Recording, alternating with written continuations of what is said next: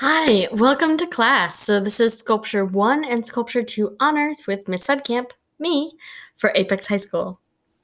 So welcome, I'm so glad you're here, and I think you are really going to enjoy this class. So let's learn a little bit about the class. Like, what kind of projects are we going to be doing? In this class, we'll be learning about a bunch of different sculptural techniques, the history behind them, learning about different artists from all around the world, and creating pieces based on that, and also reflecting on that. We have mostly ceramics that we're going to be doing.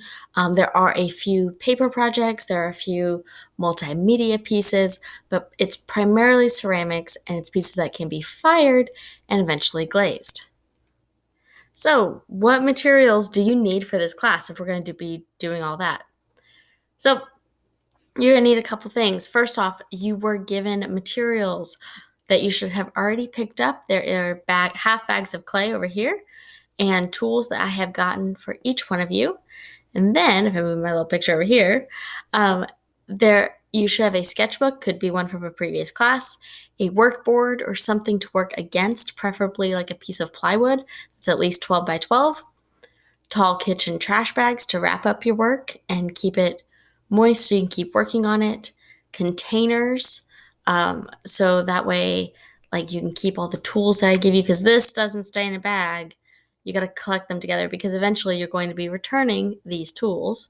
And optional, a different set of tools. I have some links that I gave some students that if they were interested in buying more tools or specialty tools. So, how is work going to be fired? So, if you're coming in for cohorts, you can bring in your work during that time and I will fire your pieces for you. Or if you are virtual, a cart will be set outside during school hours on specific days. So, I will let you know via remind that it is there. Work can be dropped off then or brought in during the other time and it will be fired. And once it is ready to go, I'll set it back out. All pieces on the bottom should have your name so that way I know who it goes back to. It should be at least your first name and last initial. So, grades. How am I going to grade artwork? So, grades in this class are based off of student personal growth. I'm not comparing you to everyone else. I want to see your best and what the best you can do is. So, I'm grading projects at 50%. A main project lasts about a week. Sketchbooks for about 30% of the total grade. That's small assignments used to gain techniques and practice. Digital uh, reflection digital portfolio at 20%. So this is writing about your pieces, including those photos, all on digital platform on your site. So what's your site? Digital portfolio is how you're going to turn your work. Think of it like this.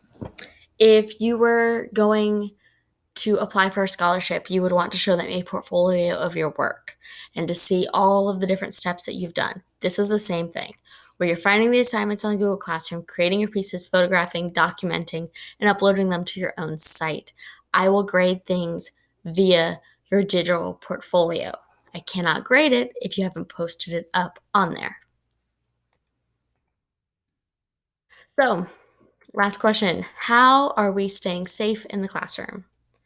So, there are sanitizing stations in and outside all the classrooms. I also move the tables apart with maximum distance between students to help with social distancing. Each student will have their own place to sit, separate materials from everyone else, and places to place their work and to set their materials. So, as sculpture students, there's counter space with numbers at each one. You have a piece of like a large like poster board.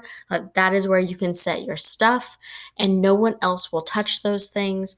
We don't want contamination in different ways. So, and in addition to all this, masks will be worn at all times and worn properly at all times. So if you have any questions, let me know. My email is ksudcamp@wcpss.net. And thanks so much for listening.